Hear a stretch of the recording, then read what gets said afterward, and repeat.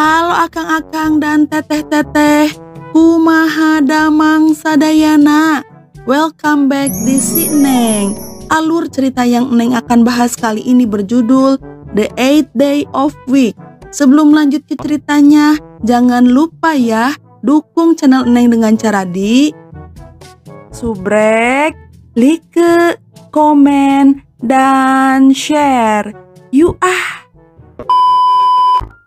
Jiang adalah cewek gemuk yang memiliki keahlian dalam melukis. Di kamarnya ia menyimpan banyak makanan ringan yang tidak sehat sehingga membuat tubuhnya tambun. Di kelas Jiang selalu mengantuk dan menjadi sasaran gurunya. Ia berpikir mereka membuli dirinya karena ia adalah siswi yang bodoh dan gemuk. Sementara ibu Jiang tidak puas dengan peringkat Jiang di kelas, ia mendorong Jiang agar lebih kerja keras. Jiang sering dibuli oleh teman-temannya. Jiang selalu berharap agar ia mendapat keajaiban. Di perjalanan sekolah, Jiang selalu membeli sandwich favoritnya. Jiang juga naksir berat kepada seorang siswa ganteng, pintar, serta sangat baik hati. Jiang selalu bermimpi untuk menjadi populer sehingga ia mengikuti pemilihan di sekolahnya. Namun kesempatan Jiang untuk menang sangat tipis karena lawannya bernama Yiyi sangat percaya diri. Ia bahkan yakin akan memenangkan kompetisi seperti tahun lalu.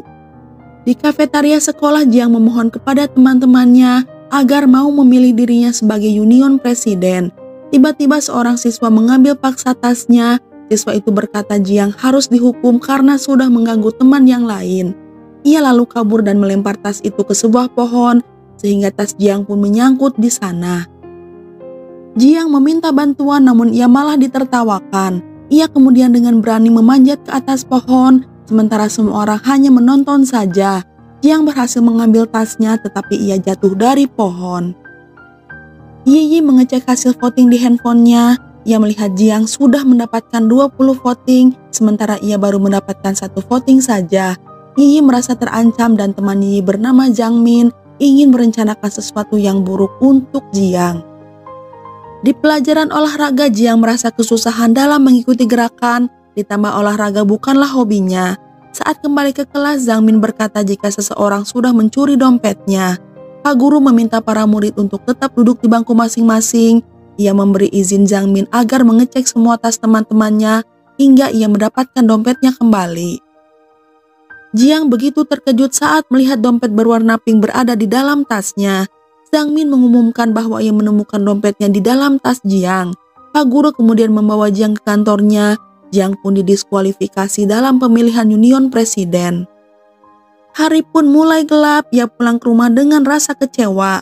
Lalu seorang nenek mendatangi Jiang. Nenek tua tersebut seperti mengetahui betul semua tentang apa yang Jiang alami. Jiang penasaran, ia berpikir mungkin nenek itu sudah mengikutinya. Namun anehnya apa yang dikatakan si nenek, semuanya benar. Nenek berkata agar Jiang segera pulang ke rumah lalu ia melambaikan tangannya tepat di muka Jiang. Ia tiba-tiba sudah berada di kasurnya. Jiang pun terlambat untuk bangun. Ia segera bersiap-siap ke sekolah, tapi sebelum pergi ia melihat sebuah gelang di atas meja dan gelang itu bukan miliknya. Jiang memakainya serta menekan sebuah tombol. Gelang tersebut mengeluarkan lampu berwarna biru serta muncul waktu 24 jam dengan detik berjalan mundur. Jiang mencari ibunya untuk berpamitan, namun tidak ada seorang pun di sana. Ia naik sepeda ke sekolah dan berhenti di kios makanan biasa. Ia membeli sandwich, namun ia tidak menemukan paman penjual sandwich. Jiang tiba di sekolah tetapi sekolahnya pun kosong. Karena tidak ada seorang pun di sana, ia mulai menikmati harinya.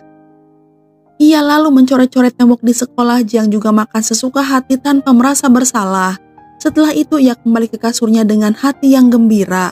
Jiang pun tertidur dan tidak sengaja menekan tombol gelang itu. Waktu kembali seperti semula. Terlihat ibu Jiang muncul, ia membangunkan Jiang. Jiang melihat jamnya, ia lalu bersiap-siap berangkat ke sekolah. Di perjalanan ia sadar apapun yang telah ia lakukan sebelumnya telah menjadi kenyataan. Jiang kembali ke rumah, ia menceritakan kejadian aneh yang dialami kepada ibunya. Namun ibunya tidak percaya dan menyuruhnya untuk beristirahat. Saat masuk ke dalam kamarnya, ia kaget melihat nenek tua sedang duduk di kamarnya sambil menikmati minuman soda. Nenek tua menjelaskan semuanya kepada Jiang bahwa gelang itu adalah gelang ajaib yang memberinya hari ekstra setiap minggu, di mana Jiang akan memiliki 8 hari dalam 1 minggu dan di hari itu ia memiliki dunia hanya untuknya.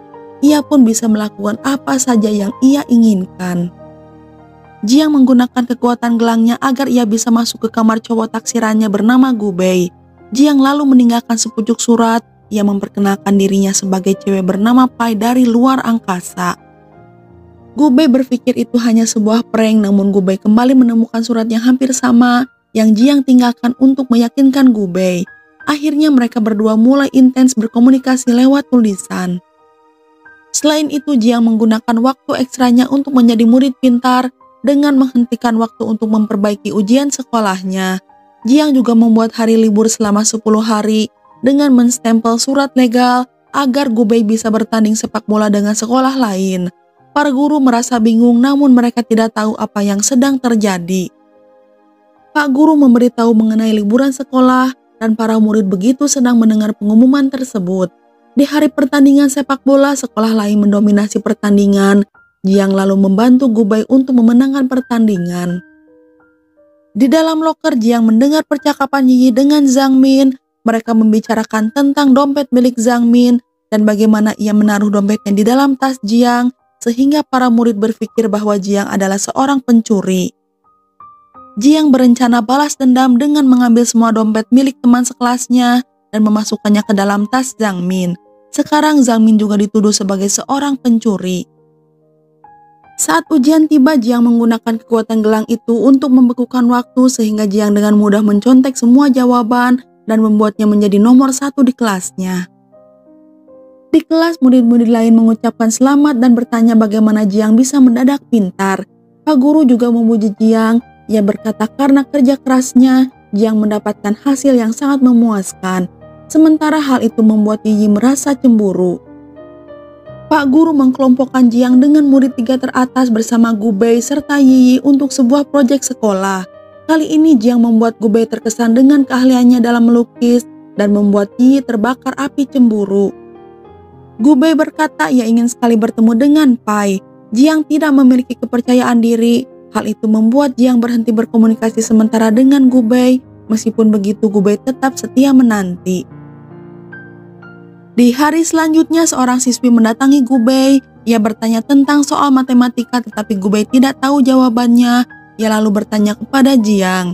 Jiang lalu menekan tombol gelang ajaib. Ia kemudian pergi ke kantor guru untuk mencontek jawabannya. Siswi lain mulai mendatangi Jiang dan meminta bantuan. Tidak berselang lama, para murid beramai-ramai datang hingga Jiang merasa kewalahan. Ia pun memutuskan untuk kabur. Pak Guru olahraga bertanya apakah ada siswa yang ingin berpartisipasi untuk balap lari sejauh 1,5 km. Yi mendorong Jiang ke depan dan Pak Guru menulis namanya. Pertandingan balap lari pun tiba. Jiang merasa lelah, tetapi ia menggunakan kekuatan gelangnya dan memenangkan pertandingan itu. Yi begitu marah, ia tidak habis pikir bagaimana Jiang bisa menang. Zhang Min merekod pertandingan di ponselnya. Ia merasa ada yang janggal dengan cara berlari Jiang. Zhang Min yakin ada hal mencurigakan dengan gelang yang dipakai oleh Jiang. Sementara Jiang berkata kepada Gubei bahwa ia sudah siap untuk bertemu dengannya. Jiang mendatangi toko baju untuk membeli gaun putih, tapi harganya terlalu mahal. Ia lalu menggunakan kekuatan gelangnya dan mencuri gaun itu. Di sekolah, Yi dan Zhang Min membuka loker Jiang kemudian mencuri gelang Jiang. Yi memakai di pergelangan tangannya, tetapi gelang ajaib itu tidak berfungsi. Yi masuk ke dalam kelas, ia menggeledah tas Jiang dan menemukan sebuah catatan bertuliskan jika gelang itu hanya akan berfungsi untuk Jiang saja. Di dalam catatan juga tertulis chattingan-chattingan Jiang bersama Gubei. Karena mereka tidak bisa melakukan apa-apa dengan gelang tersebut, Yi dan Zhang Min membuang gelang itu ke dalam tong sampah. Pak Guru kembali mengadakan ujian kelas, tapi kali ini Jiang tidak memiliki gelang ajaib lagi untuk membantunya. Ia mencoba mencontek, namun ia ketahuan. Lalu Jiang dikirim ke kantor guru dan Pak Guru memanggil ibu Jiang. Jiang juga ketahuan jika mencuri gaun putih di sebuah toko pakaian karena ia tidak sadar telah meninggalkan bukunya di toko tersebut. Ibunya begitu marah dan menampar Jiang. Jiang pun menangis, ia segera pergi dari sana. Gosip tentang Jiang dengan cepat menyebar, sementara Jiang tiba di sebuah tempat pembuangan sampah dan tanpa diduga Jiang menemukan gelang ajaibnya kembali. Jiang melihat sebuah warehouse kosong. Ia memutuskan untuk bermalam di sana. Jiang tidak kembali ke rumah. Hal itu membuat ibu Jiang begitu khawatir. Ia pun mencari keberadaan Jiang sepanjang hari. Jiang ingat jika ia memiliki janji dengan Gu Bei. Ia pun segera pergi ke tempat yang sudah dijanjikan. Gu Bei terlihat sedang menunggu sendirian, tetapi Yi tiba-tiba muncul di sana. Ia memakai gaun putih dan berakting mengikuti catatan yang Jiang tulis. Gu Bei berpikir Yi adalah gadis misterius yang selalu bertukar surat dengannya. Hal itu membuat Jiang bertambah frustasi dan tidak mau kembali ke rumah. Jiang mencuri makanan dari toko menggunakan kekuatan dari gelang ajaibnya. 1 tahun sudah berlalu, Jiang mulai mengumpulkan sampah plastik untuk membeli makanan. Lalu Jiang bertemu kembali dengan nenek tua. Jiang meminta si nenek untuk mengambil gelang itu dan memohon agar mengembalikan ia ke masa dulu. Nenek mengatakan gelang itu tidak membuat dirinya bermasalah, namun pikiran Jiang yang tidak bersih. Jiang bisa saja menggunakan hari ke-8 untuk mengembangkan dirinya, bukan untuk berbuat curang atau menjahili orang lain. Sebelum pergi, si nenek menyarankan Jiang agar pulang kembali ke rumah. Jiang kembali ke rumah dan membuat ibunya merasa lega. Mereka pun berpelukan. Ibu Jiang meminta maaf karena selama ini ia memperlakukan Jiang terlalu keras dan ia tidak akan bersikap seperti itu lagi. Keesokan harinya Jiang kembali ke sekolah setelah 1 tahun tertinggal, sehingga Jiang harus belajar dengan juniornya. Teman-teman baru Jiang membuli Jiang karena ia lebih tua, namun kali ini Jiang tidak menggunakan kekuatan gelang ajaibnya untuk membalas dendam. Jiang bertekad kuat menggunakan hari ke-8 tersebut untuk belajar dan berolahraga. Saat ia belajar, ia melihat tulisan yang dulu ia tulis untuk Gu Bei. Jiang berencana mendatangi kamar Gu Bei. Di sana Jiang menemukan dinding dipenuhi dengan tulisan Gu Bei yang Gu Bei tulis untuk Pai. Gu Bei berharap Pai akan membalasnya suatu hari nanti. Hal itu membuktikan jika Yi tidak bisa bertahan dengan kebohongannya menjadi sosok Pai dan Gu Bei sudah mengetahuinya. Jiang menaruh boneka hewan kecil di meja Gu Bei. Jiang menulis permintaan maaf karena telah menghilang. Ia berjanji akan menemui Gu Bei suatu saat nanti. Bertekad untuk berubah, Jiang membuang semua makanan ringannya ke tong sampah.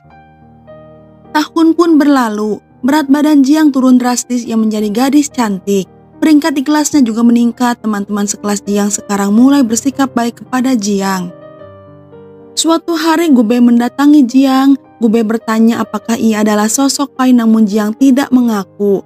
Merasa menyesal, Jiang akhirnya memberanikan diri akan mengungkapkan yang sebenarnya kepada Gu Bei. Namun ternyata Gu Bei sudah pergi dari sana. Di dalam surat tertulis bahwa Gu Bei pergi karena harus kembali ke daerah asalnya. Jiang memacu sepedanya dengan kencang. Ia menggunakan sisa waktu dari gelang ajaibnya untuk menghentikan waktu, dan Jiang pun tiba di stasiun kereta. Kereta tersebut akan mulai berangkat. Jiang menemukan Gu Bei yang memberi signal kepada Gu Bei bahwa ia adalah sosok Pai yang selalu mengirimkan surat untuknya. Mengetahui hal itu, Gu Bei begitu syok. Akhirnya ia baru mengetahui Jiang adalah si gadis misterius. Kereta mulai berangkat. Jiang merasa putus asa karena ekstra waktu di gelang ajaib sudah habis dan ia hanya bisa menangis. Jiang kembali bertemu dengan si nenek yang sedang berbicara kepada seorang bocah laki-laki gemuk. Jiang lalu mengembalikan gelang ajaib tersebut. Ia berkata ini waktunya untuk gelang ajaib memiliki pemilik baru. Ia mengucapkan selamat tinggal dengan perasaan bahagia. Dan film pun udahan. Nah, itu dia alur cerita film kali ini. Semoga bisa menghibur Akang dan Teteh semua. Neng undur diri dulu ya. Neng ucapkan terima kasih dan hatur nuhun. You keboy.